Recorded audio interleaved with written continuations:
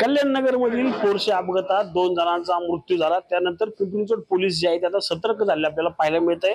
आपण पाहिलं की पिंपरी चिंचवड पोलिसांकडून एक अनोखी गस्त जी आहे या ठिकाणी सुरू आहे।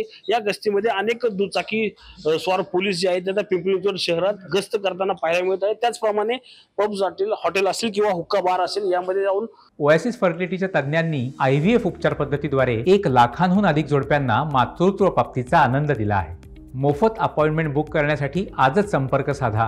अल्पवयीन मुलं या ठिकाणी आहेत का याची तपासणी जी आहे या ठिकाणी करताना एकूण पोलीस आपल्याला पाहायला मिळत आहे। नक्की ही कारवाई काय आहे आपण जाणून घेणार आहोत। आपल्यासोबत पोलीस निरीक्षक सर काय सांगाल, कशा प्रकारे ही जी कारवाई जी आहे ती सुरू आहे? आपण आता बघितलं असेल बाहेर काउंटरवर बार आणि रेस्टॉरंट चालक जे आहेत ते प्रत्येक येणाऱ्या ग्राहकाकडे त्याचं वयाचा पुरावा घेत आहेत आणि एक्साइज डिपार्टमेंटकडून पुरवण्यात आलेलं 1 दिवसाचं लायसन्स, दारू पिण्याचं लायसन्स आहे ते त्यांना अदा करतायत। म्हणजे याचा अर्थ असा आहे की पोलीस आणि जे आतापर्यंत आम्ही जी गस्त करतोय किंवा जे आमचं निगराणी आहे त्याच्यावरनं यांच्या वागण्यामध्ये फरक दिसतोय आणि लहान मुलांमध्ये अंडर एज जे आहेत त्यांच्यामध्ये व्यसनाधीनता वाढू नये त्याकरता ही सगळी काळजी पोलिसांकडून घेतली जाते।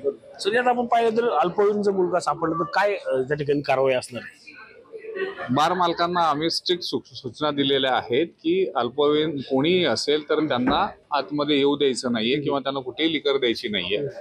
याकरता जर असं कोणी मिळून आलं तर बार मालकांवर आम्ही प्रचलित कायद्यानुसार महाराष्ट्र प्रोहिबिशन ऍक्ट असेल किंवा IPC असेल किंवा महाराष्ट्र पोलीस कायदा असेल यानुसार आम्ही त्यांच्यावर कारवाई करतो। बरोबर सर, आपण पाहिलं तर दुचाकीवर अनेक स्वार जे आहेत ते पोलीस आपल्याला पाहायला मिळाले, गस्त त्या ठिकाणी पाहिले। ती गस्त फक्त बार असेल किंवा अन्य आस्थापनासाठी असणार आहे का? कुठली दुसरी आस्थापना कुठली असणार त्यामध्ये? असं नाहीये, पोलिसांची रस्त्यावरची गस्त आहे किंवा बार चेकिंग आहे। पोलीस हा युनिफॉर्म मध्ये बाहेर रस्त्यावर असेल तर जे अँटी सोशल आहेत किंवा ज्यांच्या मनात काही करण्यासंदर्भातलं असेल तर त्याचा चेक बसतो। याच्यामध्ये चेन स्नॅचिंग आहे, मोबाईल स्नॅचिंग आहे किंवा घरफोडी आहे या गुन्ह्यांवरही आळा बसतोय।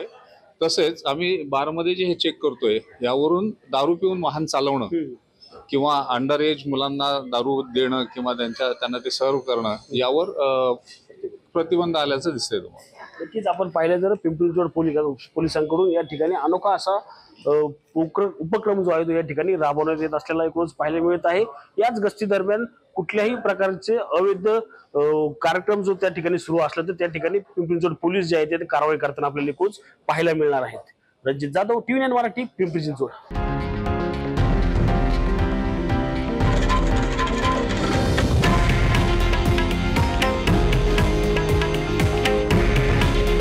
हे आहे देशातील नंबर 1 न्यूज नेटवर्क आणि आपण पाहत आहात TV9 मराठी। काळजी तुमची, हित महाराष्ट्राचं।